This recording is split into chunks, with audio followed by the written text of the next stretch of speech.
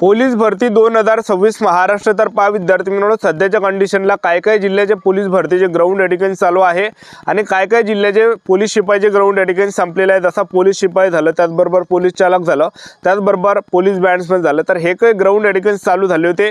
आता जे विद्यार्थी मित्रांनो बाकीचे जे काही ग्राउंड राहिले तर पहा या ठिकाणी कारागृहाचे ग्राउंड राहिले। तसा नागपूर कारागृह झालं, त्याचबरोबर मुंबई कारागृह झालं, त्याचबरोबर नाशिक कारागृह झालं, पुणे कारागृह झालं। तर ह्या कारागृहाचं ग्राउंड कोणत्या तारखेपासून होणार आहे, चालू होणार आहे, याबद्दल तुम्हाला माहिती सांगणार आहे।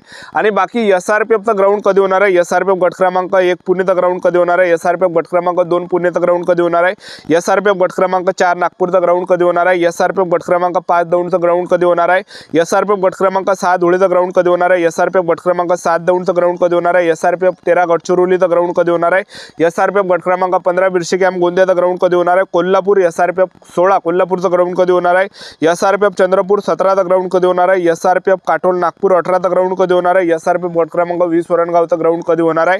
भरपूर विद्यार्थ्यांच्या वारंवार एकच कमेंट होती, मागं तर व्हिडिओ टाकला होता पण विद्यार्थ्यांची कमेंट होती की सर तारीख कोणती आहे। तर मेन तुम्हाला आजच्या व्हिडिओच्या माध्यमातून तारखा सांगणार आहे, कोणत्या तारखापासून कारागृह आणि एसआरपीएफचे ग्राउंड चालू होत आहे याबद्दल, आणि ग्राउंडच्या अंदर डॉक्युमेंट कोणकोणते लागणार आहे, ग्राउंडच्या अंदरची प्रक्रिया संपूर्ण माहिती तुम्हाला सांगणार आहे। आजचा व्हिडिओ खूप महत्त्वाचा होणार आहे, व्हिडिओ शेवटपर्यंत बघा आणि व्हिडिओला आताच लाईक करा।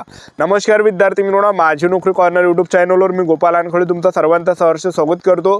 तर मित्रांनो व्हिडिओचा थंबनेल बघून तुमच्या लक्षात आलं असेल की आपला व्हिडिओ कोणत्या टॉपिकवर होणार आहे। व्हिडिओ सुरू करण्याच्या आधी आपल्या यूट्यूब चॅनलला सबस्क्राइब करा, जेणेकरून प्रत्येक भरतीचे अपडेट तुमच्यापर्यंत सर्वात आधी पोहोचेल। जास्त करून जे विद्यार्थी मित्रांनो पोलीस भरतीच्या रिलेटेड जास्त व्हिडिओ आपल्या चॅनलवर अपलोड करत असतात, 9वी 12वी पास भरतीच्या रिलेटेड जास्त व्हिडिओ आपल्या चॅनलवर अपलोड करत असतो। व्हिडिओ सुरू करण्याच्या अगोदर सर्वांना एक रिक्वेस्ट आहे, तुम्ही आपला व्हिडिओ कोणत्या जिल्ह्यातून पाहू राहिले नक्की कमेंट बॉक्समध्ये सांगा, जेणेकरून मला सुद्धा अंदाज लागणार आहे की आपला व्हिडिओ कोणकोणत्या जिल्ह्यापर्यंत पोहोचू राहिला। तर पहा विद्यार्थी मित्रांनो, जे कारागृह आहे तर कारागृहाचे ग्राउंड तुम्हाला अगोदर सांगतो, त्यानंतर एसआरपीएफचे ग्राउंड सांगतो। तर जे नागपूर कारागृह आहे, नागपूर कारागृहाचं जे ग्राउंड आहे जवळपास 12 ते 13 मार्च पासून या ठिकाणी ग्राउंड चालू होत आहे नागपूर कारागृहाचं, ठीक आहे।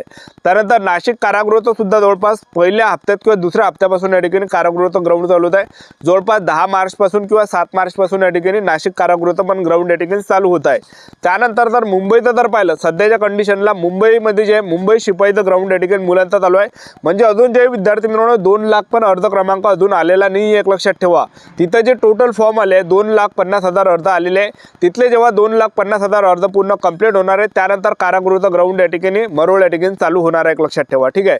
तर जे मुंबई कारागृहाचं जे ग्राउंड आहे हे जे विद्यार्थी मित्रांनो या ठिकाणी 15 मार्च पासून या ठिकाणी 10 ते 15 मार्च पासून या ठिकाणी मुंबई कारागृहाचं ग्राउंड चालू होणार आहे। त्याचबरोबर पुणेची सुद्धा सेम कंडिशन आहे, पुणे जिल्ह्याचा पुणे शहरचं ग्राउंड या ठिकाणी चालू आहे सध्याच्या कंडिशनला, आणि पुणे शहरचं ग्राउंड झाल्यानंतर जवळपास 10 मार्च ते 13 मार्च पासून या ठिकाणी पुणे कारागृहाचं सुद्धा ग्राउंड या ठिकाणी चालू होत आहे। आता राहिला विषय एसआरपीएफचा, तर जे एसआरपीएफ गट क्रमांक 1 पुणे आहे तर इथलं जे ग्राउंड चालू होत आहे 16 मार्च पासून या ठिकाणी ग्राउंड चालू होत आहे। त्यानंतर एसआरपीएफ गट क्रमांक 2 पुणे आहे, इथलं सुद्धा ग्राउंड 15 ते 16 मार्च पासून या ठिकाणी चालू होत आहे। त्यानंतर एसआरपीएफ गट क्रमांक 4 नागपूर आहे, इथलं सुद्धा ग्राउंड या ठिकाणी 15 ते 16 मार्च पासून या ठिकाणी ग्राउंड चालू होत आहे। त्यानंतर एसआरपीएफ गट क्रमांक 5 दौंड आहे, इथलं सुद्धा ग्राउंड 15 ते 16 मार्च पासून या ठिकाणी ग्राउंड चालू होत आहे। त्यानंतर जे एसआरपीएफ गट क्रमांक 6 धुळे आहे, इथलं सुद्धा ग्राउंड या ठिकाणी 15 ते 16 मार्च पासून या ठिकाणी चालू होत आहे। एसआरपीएफ गट क्रमांक 5 दौंडचं सुद्धा 15 ते 16 मार्च पासून चालू होत आहे। एसआरपीएफ गट क्रमांक 7 दौंडचं सुद्धा ग्राउंड 15 मार्च ते 16 मार्चच्या दरम्यान या ठिकाणी ग्राउंड चालू होत आहे। एसआरपीएफ गट क्रमांक 13 गडचिरोलीचं सुद्धा ग्राउंड 15 मार्च ते 16 मार्चच्या दरम्यान या ठिकाणी ग्राउंड चालू होत आहे। त्यानंतर एसआरपीएफ गट क्रमांक 15 बिरशी कॅम्प गोंदिया, इथलं सुद्धा ग्राउंड 16 मार्च पासून या ठिकाणी ग्राउंड स्टार्ट होत आहे। त्यानंतर एसआरपीएफ गट क्रमांक 16 कोल्हापूर, इथलं सुद्धा ग्राउंड 15 ते 16 मार्च पासून या ठिकाणी चालू होत आहे। त्यानंतर एसआरपीएफ गट क्रमांक 17 चंद्रपूर, इथलं सुद्धा ग्राउंड या ठिकाणी 15 ते 16 मार्च पासून या ठिकाणी चालू होत आहे ग्राउंड। त्यानंतर एसआरपीएफ गट क्रमांक 18 काटोल नागपूर, इथलं सुद्धा ग्राउंड 15 ते 16 मार्च पासून या ठिकाणी ग्राउंड चालू होत आहे। त्यानंतर एसआरपीएफ गट क्रमांक 20 वरणगाव, इथलं सुद्धा ग्राउंड 15 ते 16 मार्च पासून या ठिकाणी चालू होत आहे। जे एसआरपीएफ गट क्रमांक 20 वरणगाव आहे, नवीन गट क्रमांक आहे, इथलं जे ग्राउंड आहे तर हे जे विद्यार्थी मित्रांनो एसआरपीएफ संभाजीनगर गट क्रमांकामध्ये ग्राउंड या ठिकाणी चालू होत आहे, एक लक्षात ठेवा, ठीक आहे। तर हे काही आपल्या लक्षात आलं असेल। आता ग्राउंडच्या अंदरची प्रक्रिया कशा प्रकारे राहणार आहे, जो काही आपला रिपोर्टिंग टाइम आपल्याला भेटणार आहे, जे काही हॉल तिकीटवरचा जो काही रिपोर्टिंग टाइम आहे तर त्या टाइमात आपल्याला जायचं आहे। गेल्यानंतर सर्वात अगोदर आपल्या बॅगा त्या ठिकाणी लावायला लागणार आहे। त्याचबरोबर ग्राउंडच्या अंदर जाण्याच्या अगोदर आपल्याला फल फ्रूट तुम्ही खाऊन जा किंवा हलकंसं जेवण करून गेले तर बेहतर राहणार आहे, कारण की तेवढी शरीरामध्ये एनर्जी राहणार आहे। कारण की एसआरपीएफचं म्हणा, एसआरपीएफचं जे काम आहे तर यामध्ये जे विद्यार्थी मित्रांनो सगळं ताकदीचं काम आहे. 5 किलोमीटर रनिंग मार लागते, ताकद पाहिजे. गोळा फेका लागते, ताकदचं काम आहे. 100 मीटर आहे, ताकदचं काम आहे.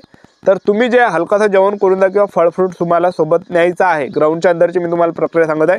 त्यानंतर बॅगा तिथं ठेवायला लावणार आहे आणि आपल्याला वरचं डॉक्युमेंट ठेवावं लागणार आहे. त्यानंतर आपल्याला समोर त्या ठिकाणी बसून ठेवला जाणार आहे आणि तिथंच हा डॉक्युमेंट व्हेरिफिकेशनची आपली प्रक्रिया त्या ठिकाणी चालणार आहे 2-3 घंटे. ठीक आहे. डॉक्युमेंट व्हेरिफिकेशनची प्रक्रिया चालल्यानंतर त्या ठिकाणी आपल्यापासून 1-2 फॉर्म लिहून घेतला जाणार आहे. ठीक आहे. आपल्याला 1-2 फॉर्म त्या ठिकाणी लिहायचे आहे आणि नॉर्मल राहते आपलं नाव वगैरे, ॲप्लिकेशन नंबर झालं, तारीख वगैरे हे काही टाकायचं आहे. आणि हे काही झाल्यानंतर आपलं त्या ठिकाणी काय होणार आहे, उंची वगैरे आपली मोजल्या जाणार आहे. उंची त्या ठिकाणी, त्याचबरोबर छाती आपली मोजली जाणार आहे. उंची झालं, त्याचबरोबर छाती झालं, त्याच्यासाठी शर्ट बूट आपल्याला काढावं लागणार आहे. आणि हे काही झाल्यानंतर उंची छाती झाल्यानंतर आपलं त्या ठिकाणी काय होणार आहे, आपल्यापासून डॉक्युमेंट त्या ठिकाणी डॉक्युमेंट कोणकोणते लागते, तर सर्व डॉक्युमेंट सोबत न्यायचे. SRPFला म्हणा, कारागृहला म्हणा, तर आधार कार्ड सोबत न्यायचा, हॉल तिकीट सोबत न्यायचा, जो काही तुमचा ॲप्लिकेशन नंबर आहे, जो काही ॲप्लिकेशन आहे तुमचा, जो फॉर्म आहे तुम्ही फॉर्म भरला, तो फॉर्म सुद्धा सोबत न्या, ओरिजिनल. ठीक आहे. ओरिजिनल फॉर्म न्यायचा आहे, हॉल तिकीट न्यायचा, आधार कार्ड न्यायचा आहे, 10वीचं मार्कशीट, 10वीचं बोर्ड सर्टिफिकेट, 12वीचं मार्कशीट, 12वीचं बोर्ड सर्टिफिकेट, TC, त्याला शाळा सोडला दाखला सुद्धा म्हटलं जाते. शाळा सोडला दाखला सुद्धा न्या, कास्ट सर्टिफिकेट न्या, डोमिशियल न्या, नॉन क्रिमिनल न्या. नॉन क्रिमिनल SC/ST लागणार नाही आहे आणि ओपन कॅटेगरीला कास्ट सर्टिफिकेट लागणार नाही आहे. तर कागदपत्र तुम्हाला हे मी तुम्हाला सांगितले, हे सर्व कागदपत्र न्या.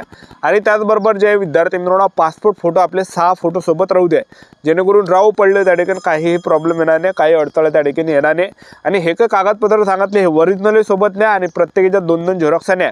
तिथं एकच झेरॉक्स आपल्यापासून मागितले जाते, पण 2-2 झेरॉक्स पडल्या राहू द्या. एखादा जर समजा गलतीने एखादा आपलं राहिलं, एखादा कागदपत्र आपलं समजूनदा राहिलं, तर दुसरा कागद आपल्याजवळ तयार राहते ना, दुसरी झेरॉक्स तयार राहते ना आपल्याजवळ.